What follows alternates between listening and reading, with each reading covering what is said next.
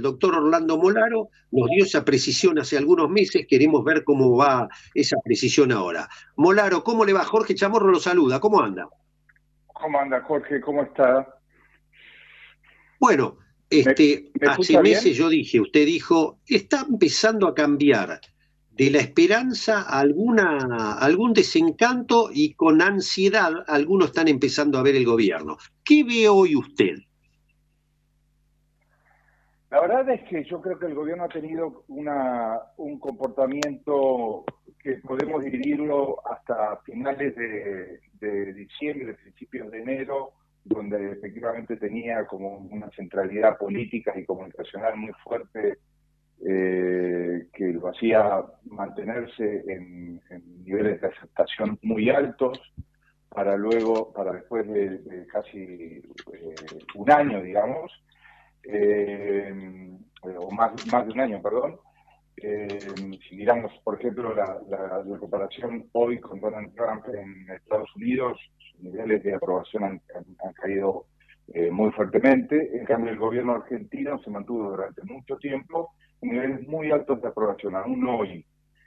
Esto empezó a cambiar, o por lo menos a tener algún tipo de modificación a partir de la intervención del señor presidente Milei en Davos, donde tuvo expresiones, digamos, que fueron un poco complicadas desde el punto de vista de la discriminación, de la diversidad sexual, confundir la diversidad sexual o la homosexualidad con la pedofilia.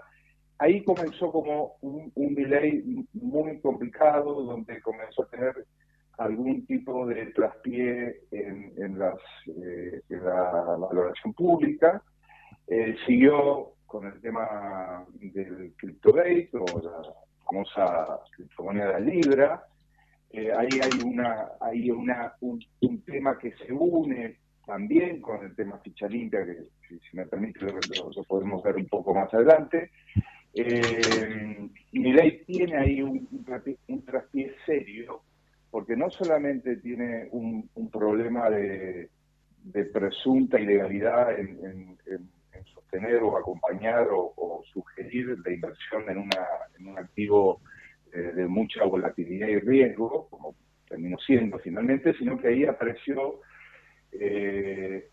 algún tipo de complicación respecto de las audiencias otorgadas por la Secretaría General de la Presidencia, que es su hermana, con aparentemente algún tipo de compromiso monetario tarifado, digamos, ¿no? Esto independientemente de la veracidad o similitud que haya tenido de información. Pero esto sí claramente ha tenido un impacto en mi ley que yo le diría, desde el 23 de enero, que fue lo de Davos, hasta el acuerdo con el Fondo Monetario Internacional, mi ley estuvo un poco más tranquilo, sereno, menos activo en redes sociales, menos confrontativo con los medios de comunicación y con sus aliados circunstanciales.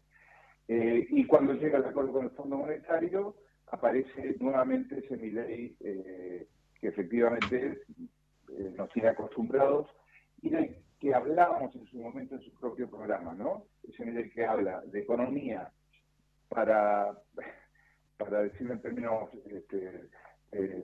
llanos, de economía que no se entiende muy bien para los que no somos economistas, que es una gran porción de la sociedad, y con un nivel de agresividad creciente, hasta llegar, digamos, al punto de empezar a judicializar, yo lo escuchaba en su introducción, a colegas periodistas, que independientemente de su ideología política, una cosa es el error que puede cometer un periodista y otra cosa es el ataque hacia la libertad de prensa específicamente. De hecho, la última entrevista que hace el presidente con una periodista del canal Telefe, el fin de semana pasado, ya habla, cosa que me parece mucho más serio de todo lo que ha pasado últimamente, de judicializar la libertad de prensa para aquellos periodistas que, según su entender, mientan,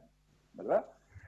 Sí, Yo sí, creo sí. que él venía con este envión de acuerdo con el fondo y se encuentra con un nuevo compromiso de imagen, que es el fracaso de Ficha Limpia, donde no queda claro finalmente, para algunos sí, para otros no, pero no queda finalmente claro si hubo una intervención directa del gobierno nacional para evitar que se sancionara Ficha Limpia, y acá estamos otra vez en el lodazal de estar discutiendo durante bastante tiempo un episodio donde lo tiene a él y a sus principales asesores involucrados. Claro. Ahora, ¿usted cree que en el gran público todo esto impacta, puede hacerle cambiar el voto o todavía no hay nada que muestre algo que venga a transgredir lo que ya la mayoría de la gente no soporta más de la política tradicional? Yo le diría que acá tenemos una primera experiencia que fue este domingo pasado en 4 provincias, donde el nivel de participación de la población es menor al nivel de participación en las votaciones, estoy hablando, del que tuvo las legislativas de la Rúa en el año 2001. O sea, estamos hablando de que el 60% de promedio, ¿no?, de 4 provincias acudieron a votar, pero quedó un 40% afuera. Esto tiene algo que ver con el desencanto que incluye también al gobierno nacional, o solamente estamos viendo elecciones provinciales que finalmente la gente por ahí no va a votar porque son elecciones provinciales, y esto puede no repetirse en las nacionales. El domingo que viene tenemos elecciones en la ciudad de Buenos Aires y quizá esta tendencia pueda ser cambiada o se pueda profundizar, ¿no? Sí. Entonces yo creo, a su pregunta yo le diría, yo no estoy seguro, primero no tenemos hoy, por lo menos a mí no me han llegado, números muy recientes después del fracaso de Ficha Limpia. No sabemos cómo el comportamiento del gobierno o el presunto comportamiento del gobierno con el ex gobernador Rovira en Misiones y estos 2 senadores que transfugaron, digamos, su voto en el último minuto, puede impactar en los próximos días, incluyendo la elección del domingo.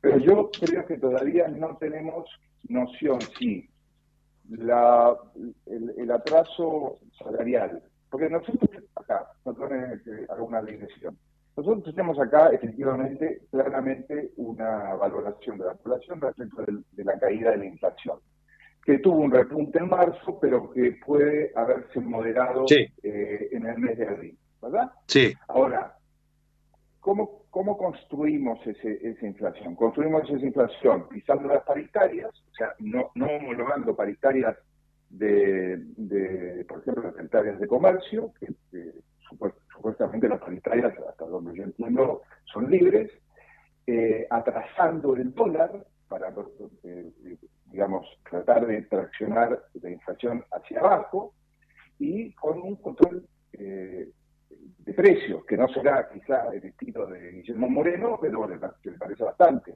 De hecho, Molinos arrojó en el primer trimestre del año una pérdida de 5.500 millones de pesos. Entonces, ¿qué dato? Sí. Claro, entonces se está logrando quizá una moderación de la inflación, incluyendo la posibilidad de que baje en el mes de abril y que siga la tendencia bajista hasta las elecciones, pero no estamos hablando de una economía absolutamente liberada. Estamos hablando que existen por lo menos 3 cosas que no están liberadas. Claro, está clarito el análisis. Ahora, lo que uno Molaro se plantea es, ya vamos a la capital en específico, pero más que nada por ahora lo que uno está viendo es cuando salen los programas de cable a entrevistar a la gente, uno nota que el mapa de lo que uno tenía tradicional de millones de trabajadores sindicalizados, después profesionales por otro lado, hoy tenés changa, monotributista, pibes rapi que laburan por su cuenta, gente que hace home office, hay todo un mundo ahí que hay que hacer una lectura, me parece que no le importa lo que pase con la paritaria, ni con las indemnizaciones, ni con...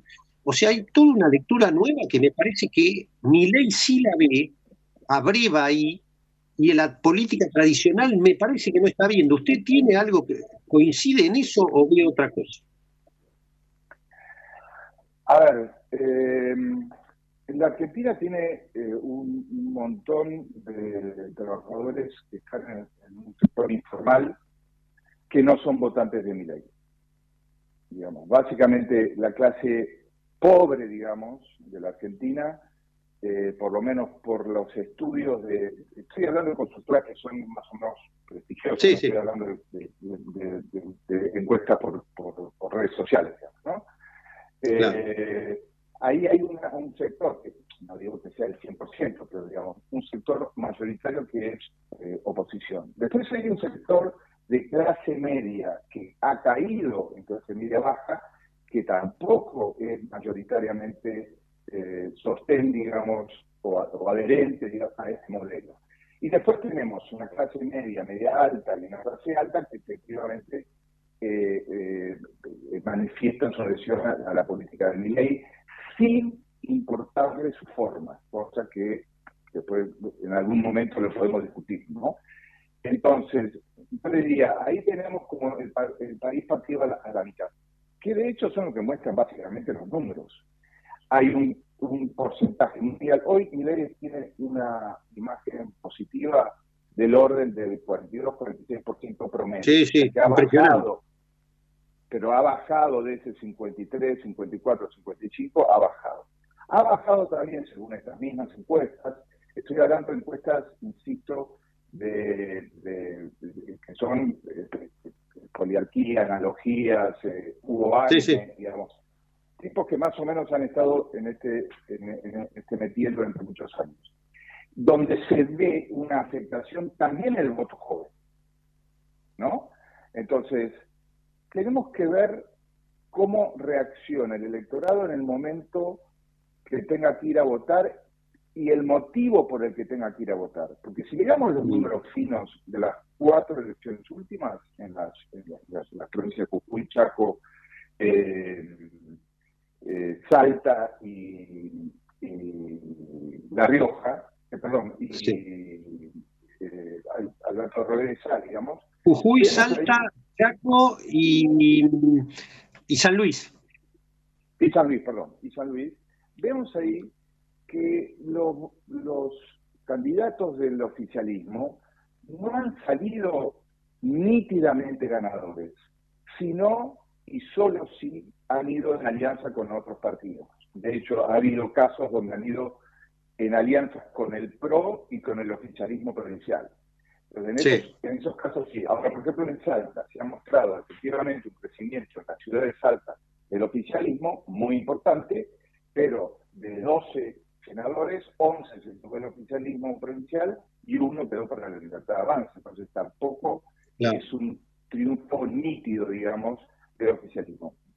Concluyo, digo, me parece que vamos a tener que ir viendo votación por votación y sobre todo por qué cargos se está votando, cuál es finalmente la performance del gobierno.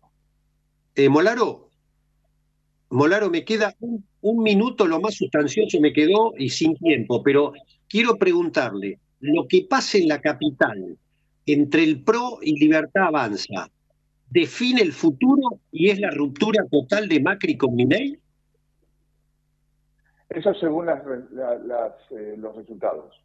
Yo le diría que si, a ver, Santoro, voy a tratar de ser muy conciso. Si Santoro obtiene el 24%, no es un número extraordinario para el peronismo de la capital federal, que siempre estuvo en el orden entre el 22 y el 30%.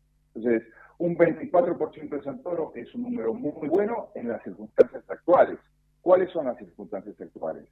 Que en el caso de la Libertad Avanza hay dos candidatos que la representan, Adorni y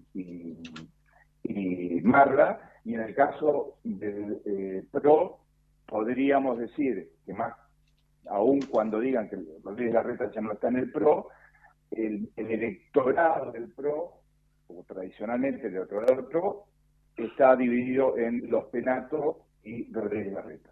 Ahora, también es cierto, y con esto lo dejo en paz, que la ciudad de Buenos Aires tiene una característica que no tiene el resto del país, que es que las elecciones se definen en la última semana, inclusive en el último día, y que todavía no hemos visto en el electorado porteño, digamos, el impacto que ha tenido el fracaso de Ficha Limpia para los votantes.